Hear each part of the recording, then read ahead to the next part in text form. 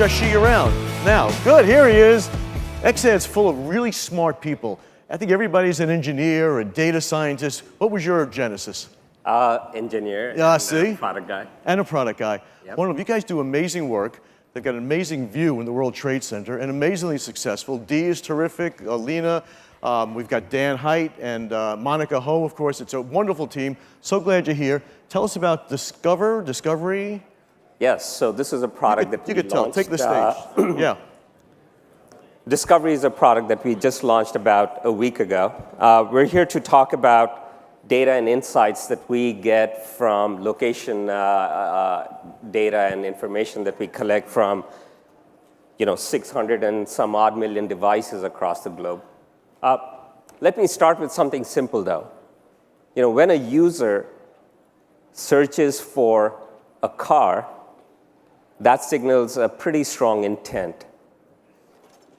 When a user watches some videos, reads an article, maybe even likes a brand or the car, that also suggests a pretty strong intent. But when the user actually shows up at the dealership and maybe even goes from one dealership to another, that shows even stronger intent than any of those other things before. That's the power of location. And what we're here to talk about is what can we do with that location information and how can we derive insights and intelligence that helps our customers run their businesses better. When you can track a device and see it many times a day, you can derive very, very good location profiles which might tell us where does the user live roughly, what neighborhood, where do they work, what commute routes do they take to work, what billboards might they be looking at when they drive there. We might even know if they play golf every Saturday. Do they take their car in for servicing at the car dealership or maybe somewhere else? And all kinds of other information that helps us build really good, strong profiles. And that helps us give a credible amount of information to our customers and tell a really good story about the brands. That's what we're here to talk about today. So in the background, you can see this heat map that talks about visitation information across everything that we see in the United States. And today we're going to drill down into a category that you see on the left-hand side, which is going to be hotels and motels. With that drill down, you're going to see a heat pattern that shows intense visitation in New York. I guess we can track all of you. We can see people in Florida. We can see people on the West Coast. But of course, we can see a lot of visitation patterns all over the United States. If I drill down into the first hotel there, we're going to see a set of patterns that are now different, right? So you can see visitation is very intense on the East Coast. And if I move to Best Western, you're going to see that those visitation patterns are maybe more intense on the West Coast, right? Best Western was founded on the west side of the United States, has a lot of hotels and motels on the West Coast. So clearly, it shows patterns that make sense.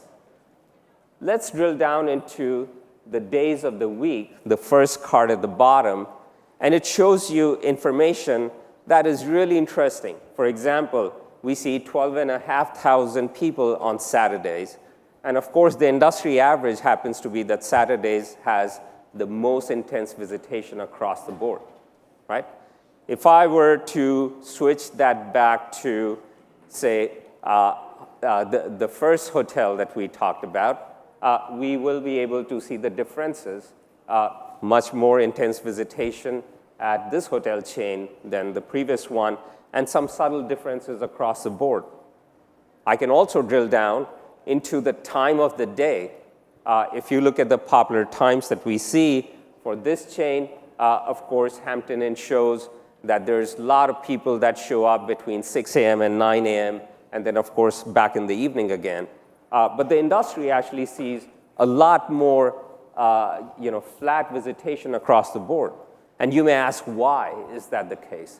Well, a lot of hotels like the Roosevelt right now are running conferences and are renting out all kinds of space, and that's why there's a significant amount of visitation throughout the day, right? Not everybody's taking advantage of that. And so if you were a hotel chain, you would probably want to think about, what can I do to get more visitation between the morning and the evening hours?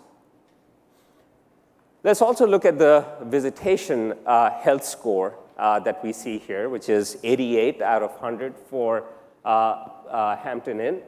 And of course, what this is showing is, how do we stack rank this particular chain in terms of visitation that has been happening for a long period of time, and compare that to industry averages, or even if we switch over to Best Western again, you can see how that compares to a competitor in this case. And Best Western isn't doing as well as Hampton Inn was doing, which was 88. This is 83. So clearly something is going on here, right? And then we can also do brand overlays here, overlap, so that we can get an understanding, people who go to Best Western, where else do they like to go? And if we switch over back to, say, Hampton Inn, you're going to see that that actually stacks up very, very differently. Now, in the past, these things were done by surveys. People were surveyed. If you like Hampton Inn, what other hotel chains would you like to go to, or do you go to? And those surveys were sort of at the juncture of telling people about their brand affinity with other brands and so on and so forth. This is about real data. This is real. We see these people at all these other brands, and that tells you a good story about your brand. Now let's switch gears a little bit, and let's talk about maybe something which is much more neighborhood view related. People who go to a particular hotel, where do they come from, where do they go, and so on and so forth.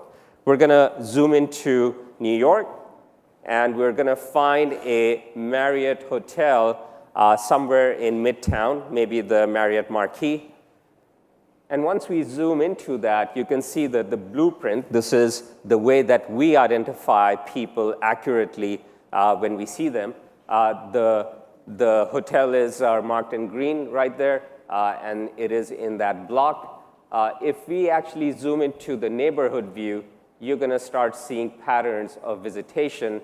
And so you can see those orange bars and the heat map that basically shows there are people who are spending a lot of time, of course, in Manhattan, but they also come and go from JFK as well as LaGuardia, right? We're not seeing a lot of visitation coming from Newark in this case. But if I were to switch over and try to find a hotel in New Jersey, you might see something very different. So let's do that. Let's switch over to a Marriott in New Jersey. And as you will probably see, is that the visitation pattern also switches over to Newark Airport. And if we zoom out, you're likely to see Newark Airport there, and you see the visitation patterns that way. This kind of data tells amazing stories about your brands. If I were one of these brands that we work with, I would spend time looking at this data and understanding why things are working great in certain places, why they aren't working so great in certain places. Is it just my hotel chain that isn't doing well in New Jersey? Is it just one hotel that isn't doing well in New Jersey? Is it all hotels are down for some reason or the other? These are the kind of insights that location can provide.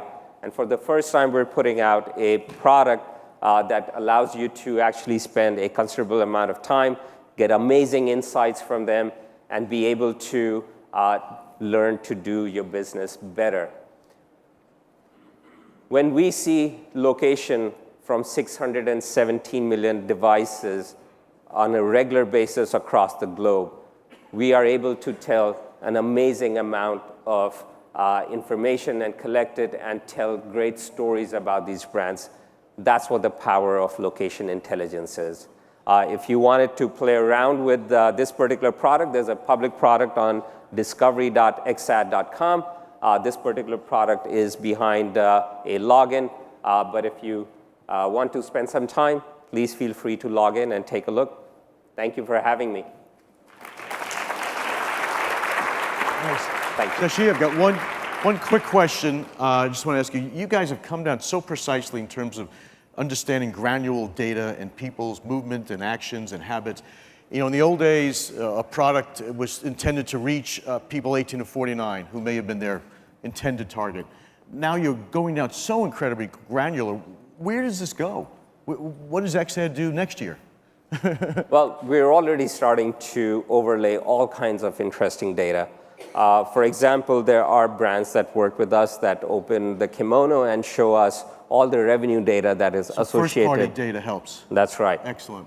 We're starting to overlay weather information. We're starting to talk about closing the loop with credit card information. Fabulous. Understanding CPG and figuring out what is it that people are buying. What a great trove. This is That's incredible. where we are going with this space. Good. Thank you so much.